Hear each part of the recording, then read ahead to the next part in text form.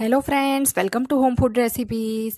આજે આપણે બનાવીશું એકદમ સિમ્પલ રીતે પણ રૂટીન કરતાં થોડું અલગ ગલકા અને ચણાની દાળનું શાક, જે ઉનાળામાં ખાસ ખવાતું હોય છે. કારણ કે ગલકા અને તુરિયા બે ઉનાળામાં સારા પ્રમાણમાં બજારમાં મળી રહેતા હોય છે અને તાસીરમાં પણ ઠંડે હોવાને લીધે ગલકા તુરિયા ઉનાળામાં વધારે ખાવામાં આવે છે. તો ચલો પરફેક્ટ માપથી આ ટેસ્ટી ચટપટું ગલકા અને ચણાની દાળનું રસાવાળું શાક કેવી રીતે બનાવવું એ જોઈ લઈએ. તો અહીંયા મેં અડધો કપ જેટલી ચણાની દાળને ધોઈને 5 કલાક પહેલાં જ એને પલાળી દીધી હતી અને દાળ અહીંયા તમે જોઈ શકો છો સરસ ફૂલી ગઈ છે. આ રીતની અડધો કપ જેટલી એટલે કે 100 ગ્રામ જેટલી કાચી ચણાની દાળ લઈને 2-3 વાર એને મેં ધોઈ લીધી હતી અને સાફ પીવાના પાણીમાં 5 કલાક પહેલાં પલાળી રાખી હતી. તો આપણી દાળ એકદમ સરસ ફૂલી જશે અને દાળનો એક દાણો તોડીને જુઓ તો આ રીતના એ સરસ તૂટી પણ જશે. હવે આપણે દાળનું બધું જ પાણી નિતારી દાળને એક કુકરમાં બાફવા માટે લઈ લઈશું.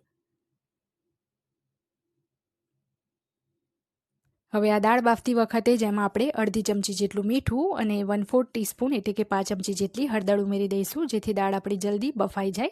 હવે એમાં 1.5 કપ જેટલું એટલે કે 300 ml જેટલું પાણી ઉમેરવાનું છે અને 3 સીટી મારીને દાળને આપણે બાફી લઈશું. તો દાળને આપણે એકદમ ગળી પણ નહીં જાય અને એકદમ કાચી પણ ના રહે એ રીતના બાફવાની છે.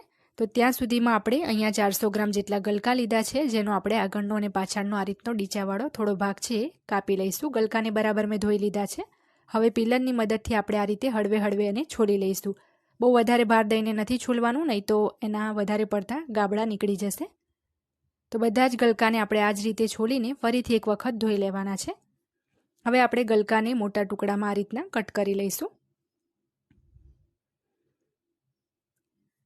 તો આ રીતના ગલકાને કટ કર્યા પછી વચ્ચેથી આપણે 2 કાં તો 4 ભાગ કરી અને સમારી લઈશું. બહુ વધારે જાડા લાગતા હોય તો 4 કટકા કરીશું, નહીં તો પછી 2 જ ભાગમાં એને કટ કરવાના છે.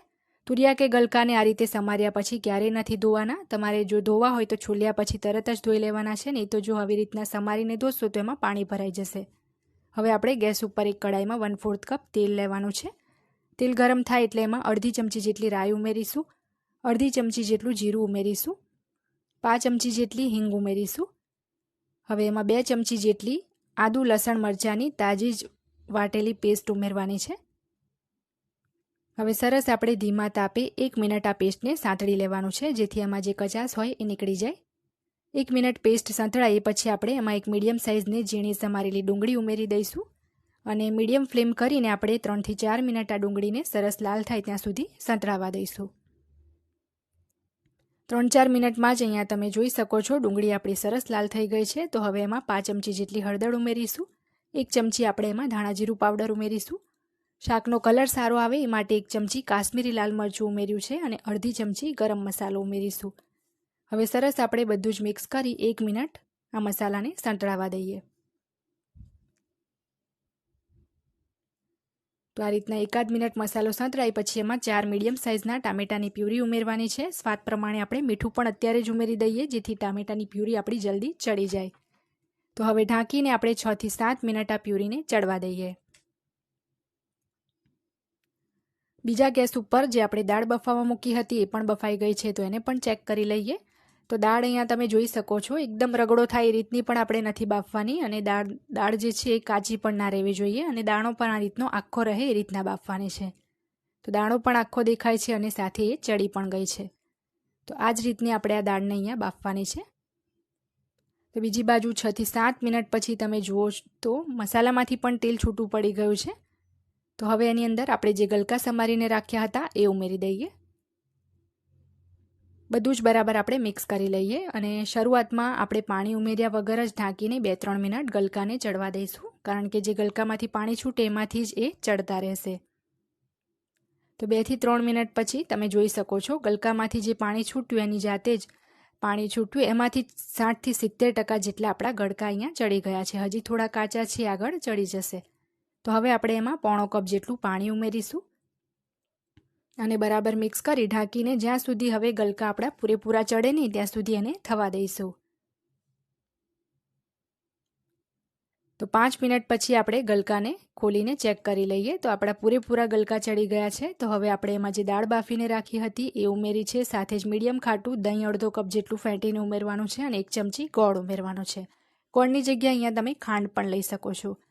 તો બરાબર મિક્સ કરી દઈએ અને ઢાંકીને ફરીથી 2-3 મિનિટ શાકને ચડવા દઈશું.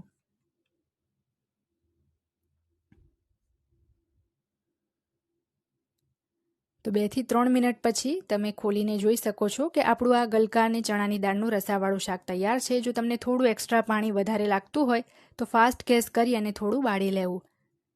તો હવે હું ગેસ બંધ કરી દઉં છું અને છેલ્લે આપણે એમાં ગાર્નિશિંગ માટે થોડા ઝીણા સમારેલા લીલા ધાણા ઉમેરી દઈએ. હવે બરાબર મિક્સ કરી આ શાકને આપણે સર્વ કરી લઈશું. સેમ આ જ રીતે ગલકાની જગ્યાએ તમે 400 ગ્રામ તુરિયા લઈને પણ આ જ મેથડથી આ જ મેઝરમેન્ટ ફોલો કરી આ શાક તમે બનાવી શકો છો. જેમને ગલકા કે તુરિયા નહીં ભાવતા હોય એ પણ ખુશ થઈને આ શાક ખાશે, એટલું ટેસ્ટી લાગે છે. તો લંચ કે ડિનરમાં રોટલી ભાખરી સાથે ચોક્કસથી એકવાર આ શાકની રેસીપી ટ્રાય કરજો. રેસીપી પસંદ આવે તો ચેનલને સબસ્ક્રાઈબ કરી બેલ આઇકન ચોક્કસ દબાવજો, જેથી મારા આવનારા દરેક નવા વિડીયોની નોટિફિકેશન તરત તમને મળે.